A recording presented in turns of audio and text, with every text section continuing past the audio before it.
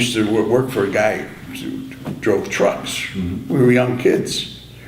And so on the weekend, he hires all of us, all his drivers. Now remember, we're not union guys, we're not getting union pay, we were getting $4 or $5 an hour. And he took us by old man Paul's house, and lived in River Forest. And this was the boss, I mean the boss. He's an old time guy. And we had to clean his yard, which needed no cleaning, but it was manicured. You know, he wanted, because he has a party, and we did it all. And later on in life, after I did all these chores, he wanted to give us money. We couldn't take no money from him. Come on, take this money. He had an accent. No, I can't take it. I saw him, and I was a policeman. And I said, I used to clean your house. He goes, oh, very good boy. He didn't remember, but he was nice. He was nice, but he was an old time, big time boss. He was an old mafia boss. This guy was with Al Capone. You know, he was big guy, but a nice man. Now I'm a detective, and I'm watching a fence. It's a known fence. And I see a trailer in city streets stop, go into the fence. So we know this is something kinky. And another trailer right behind him. I said, what the heck is going on this? So we put a stop on him, and he says, he's nervous, got nervous. He had two loads, fireworks, illegal fireworks, by the way, but anything here is illegal in the state of Illinois. So now we got the fireworks, and we got the participants.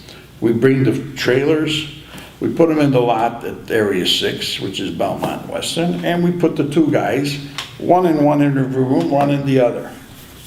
Now they're so afraid, winds up Melrose Park. And he says to me, you know this guy. He tells me the name of the guy. I know the guy. So I tell the lieutenant, I tell the sergeant, I tell him, I said, listen, there's something here. I says, I know the guy just keep everything under, kill the computers, don't pursue these guys' names anymore until I get back. So I go see the guy you mentioned. I said, listen, Lou. Lou's name was Lou. I said, Lou, we got these, oh my God. I said, they mentioned you. I said, no, what do you want to do? He said, do anything, but get it killed. I said, you're saying anything? I said, well, you know, you got the chief, you got this, you got this guy, you got the, just get it done. Well, he had money to fill this room, so when he said, get anything, we said, all right. So I go to the lieutenant, I said, you get $25,000 for this. So, holy crap. I said, don't worry about it, I know the guy. So now when I go back to get the money, he balks. He goes, oh, what are you trying to rob me? I says, rob you? You told me anything. I says, anything. And now I call the boss, says, listen, this guy balked. He says, don't worry about it. He said, well, I'll get it done. I'll get it done. He says, let's go. So we went to a restaurant in Forest Park, was where these guys met for business, you know. So my boss, me, we go, and who's at the table? It's the big boss, Tony, Carl, JB, they call it, a joke. So he introduced me to him. He said, hello, sir. Now, here's when I found out he was not the boss. He said, before you talk to me, go say hello to the boss. And that was Paul. So that's when I went up to him. I says, hello, sir, how you doing? He said, how are you? Nice to meet you. I says, I met you long before. I cleaned your house. That's that story.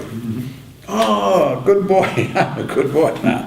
So we go back to I says, listen, this guy told me anything, I give him the figure, now he balks it. He says, what's the, I said, 25. He says, don't worry about it. We'll pick it up tomorrow. That was it. Gave it to me. So he goes, he said, I get the loads back, the loads, the trailer. I said, you get nothing back. He said, okay. I guess not. This guy says, give these guys what they got coming. That was it. That's how it was done. I mean, there was no trial, there was nothing. Yeah. Go get it. And we got it. That was power. That was, you betcha. You betcha.